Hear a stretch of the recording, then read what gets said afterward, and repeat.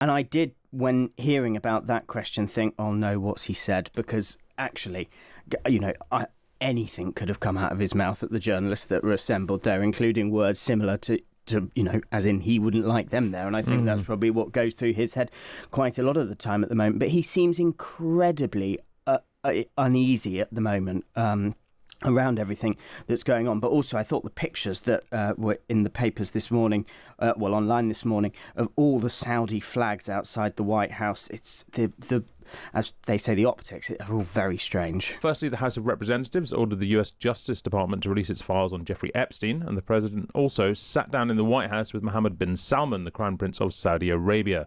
It was the Crown Prince's first visit to the Oval Office since the killing of the journalist Jamal Khashoggi. US intelligence concluded that MBS, as he is known, had approved of the plan to kill or capture Khashoggi.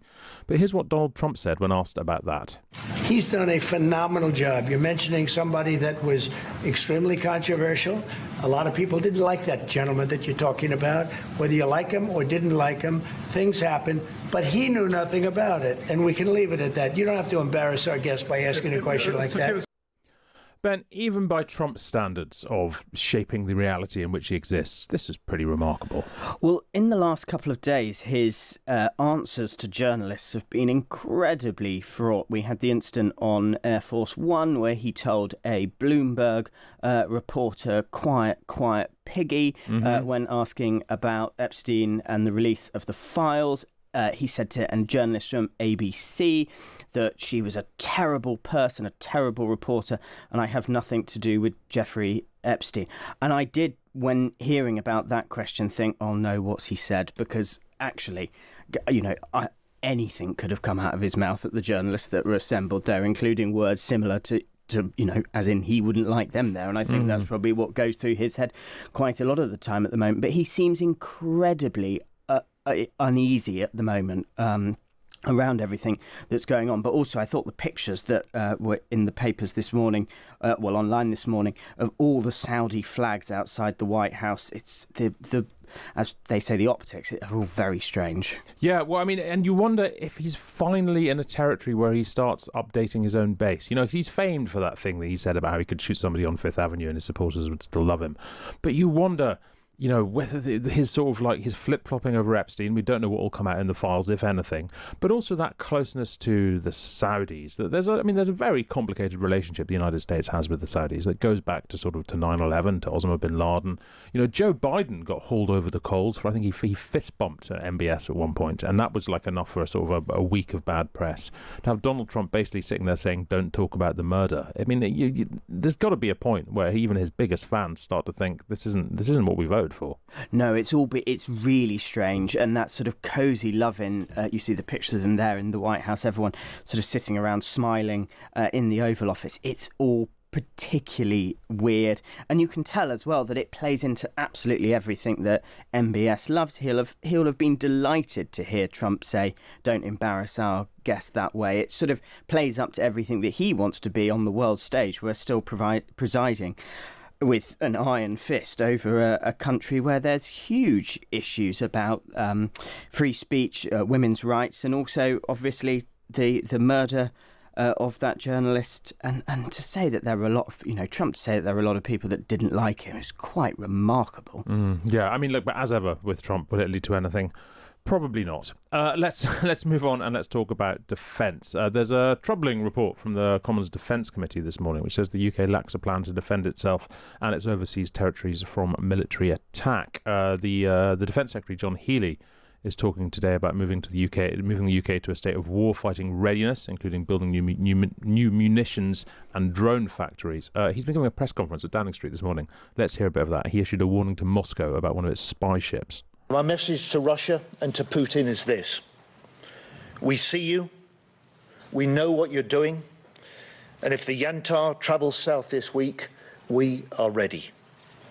And I want to praise the dedication and professionalism of our armed forces. They work 24/7 every day of the year to keep this nation safe. But this is also a stark reminder that we are in a new era of threat.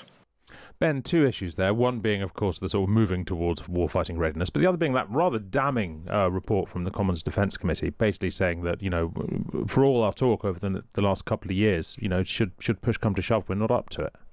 Yes, that report from the Defence Committee was very damning, basically saying that the Britain and our NATO allies continue to bank on protection from the US, and that we have underinvested in our own defence. It went on. There was more in it about basically our unpreparedness for war, and also how that basically Europe has failed to build up its own defence capabilities at a time where there is crisis everywhere. We're seeing it at the eastern flanks of the continent as well, and war getting close to the wrist to Poland, and also up in the Balkans as well. But interesting that this is another sort of announcement, a big week of announcements off the back of Shabana Mahmood the other day. This is about looking for 13 new sites where we're going to build up our resilience. We will be building our own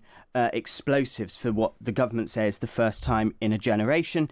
Obviously, it's a very nice idea.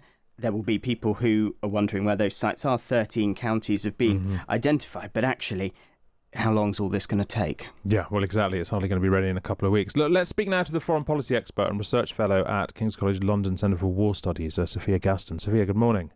Good morning. Thanks for being with us. So, look, this report from the Defence Committee saying the UK isn't ready for an invasion. How worried about that should we be?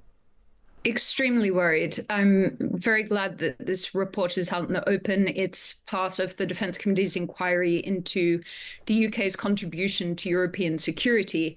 And I suppose the point that it's really making is that there has been a big focus on this question of what we give into this collective pool of European security. But the fundamental foundation really is the question about whether we can defend our own homeland. And until we can be confident about that, it becomes very difficult to think about what we can give to this other collective pot. And, really what's been exposed by the war in Ukraine, all the contributions that we've made, which have been outstanding and extremely important, have actually exposed that we don't really have a huge amount of kit, not a lot of stockpiles and so on. And we actually at several points in the war have got to the point of having to say, I don't know that we can afford to give more these away to Ukraine because we wouldn't be able to defend ourselves. I mean, so our own homeland security, defending the homeland is part of it. The committee also warned about Britain not necessarily being able to defend overseas territories from military attack. If the Falklands were invaded again, could we defend them today, do you think? I think it would be extremely challenging. And I have to say, I'm involved in all sorts of wargaming exercises, scenario planning. There's a lot of that inevitably always going on at this time of year as the year draws to a close. And this is a scenario that is actually starting to come a little bit more into view. I don't think anyone thinks that it's a sort of immediate high risk, but I think it's really important that this question is being asked because it does reveal this fundamental degradation in our capabilities. I mean, there was a time that wasn't that long ago when we were able to not just defend the homeland, but defend these overseas territories and also play a big role in other conflicts and humanitarian crises around the world. Where we are now is having to look at a much smaller picture of our kind of sphere of influence. And I think just the fact that we've got a fundamental question mark hanging over what we could actually do in Britain itself, is a pretty grave situation to be in. And this announcement about plans to boost munition production, what's the situation there? Firstly, I guess, how long is that going to take to even happen, and also how much is that to do with basically us wishing to limit our reliance on the United States? It's not hugely driven by the desire to sort of wean ourselves off the United States. It's really more the fact that, one of the things that we found with Ukraine is that we were giving them a lot of munitions and arms, and actually we had very shallow stockpiles back at home. And we've seen in that conflict just how quickly you can really tear through those kind of what we call high attritables. So the things that get used a lot every day in conflict. So the government did this big a strategic defense review. It's actually done by independent reviewers, delivered earlier in the year. And one of the things they were saying is like, we just have to get the nuts and bolts of our defense hardware really, in check. So I think it's good that the government is announcing these factories. They're trying to show progress. But I think I have to say, until we are willing to have a serious conversation, and obviously this is in the kind of specter of the looming budget, till we're willing to have a serious conversation about fundamentally reforming our welfare state in order to be able to actually put the money towards this that we need, a lot of this is going to feel like we're tinkering around the edges. Finally, Sophia, and I guess I'm afraid it's going to have to be briefly, but this report about how the UK is sort of backing away from the EU rearmament plan because it looks like it'd be too expensive for us to join. How important is that? It's important for us to be involved. We definitely want to harness mass and scale where that's important. But I think from Britain's perspective, we will want to balance that with our NATO commitments and really thinking about kind of what we would call more flexible minilateral approaches, which can be better for innovation where pace is a matter of priority. Sophia Gaston of King's College London, thank you very much indeed for being with us.